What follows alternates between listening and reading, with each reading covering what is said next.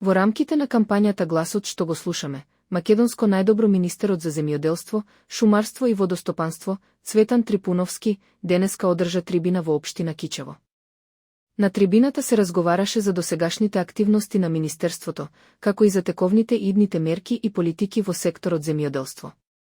Посебен акцент беше ставен на директната комуникација со земјоделците со цел креирање на политики кои ќе одговараат на нивните реални потреби. Во изјава за медиумите, министерот Трипуновски истакна дека целта на ваквите трибини е размена на дискусии со земјоделците, во делот на тоа во каква насока треба да се движат политиките на министерството.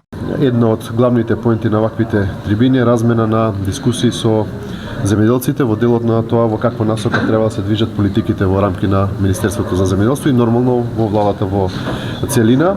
Се наоѓаме во еден речиси земјоделски крај каде што во нашиот регистар има некаде околу 1500 евидентирани земјоделски стопанства.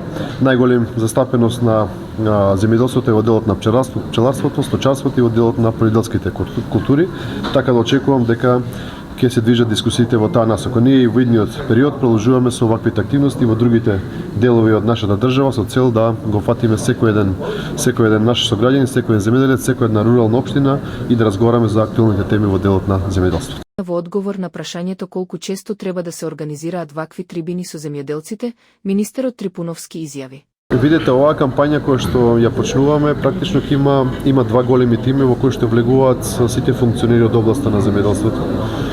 Агенцијата за храна, македонски шуми, односно национални шуми во делот на АД водостопанство и така натака, повеќе други органи кои што влегуваат во состав и поделени од два големи тима на кои што можеме да одговориме на секој едно прашање од областа на земјоделството, нормално и политиките на самото министерство и на платежната агенција како една од институциите кои што можеби е најповикувана во делот на ваквите трибини. Другиот тим, голем тим, го води директорката на платежната агенција, затоа денеска не е Сона е на друг дел од државата каде што исто имаат вакви трибини. Мислам дека ваквите трибини се повеќе од потребни бидејќи работата на министерството е надвор од канцелариите, надвор од салите за состаноци.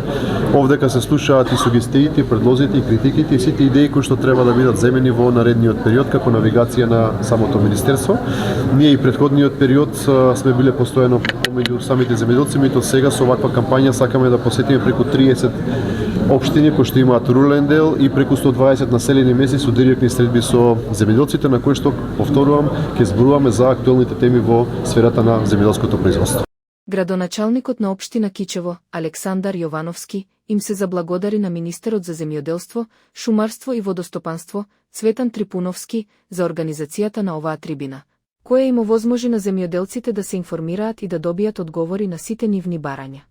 Сум му благодарен на министерот што ќе услиши нашите барања да не посети, да направиме една дебата, да ги удостоиме земјоделците, да им одговори на сите оние горливи прашања кои ги интересираат и се надевам дека ќе ги задоволиме сите нивни барања денес. На оваа трибина присутен беше и пратеникот Ѓорѓе Сајковски, кој се обрати со збор пред присутните земјоделци. Во своето обраќање, пратеникот ги истакна важноста на поддршката за земјоделскиот сектор и напорите на владата да создаде поволни услови за раст и развој на земјоделците. Кичево ќе биде помогнато, Кичево ќе има развој.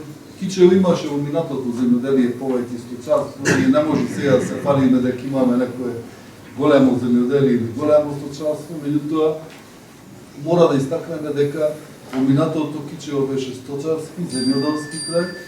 Кичево имаше и систем за наводнување кој сега не знам во каква ситуација, во која фаза е и во каква ситуација е.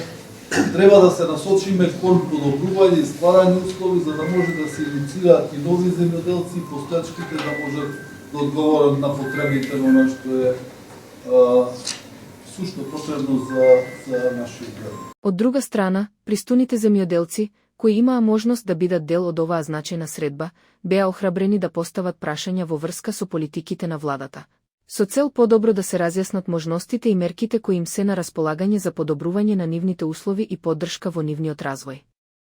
Во текот на настанот, тие добија шанса да ги изразат своите загрижености и да добијат конкретни одговори, кои ќе им помогнат во натамошната реализација на нивните земјоделски активности. Друга работа е што луѓето не наводнуваат кај нас, не работат земјоделие, бидејќи немаме со мали захвати, треба да се направат мали брани за наводнување на целото поле.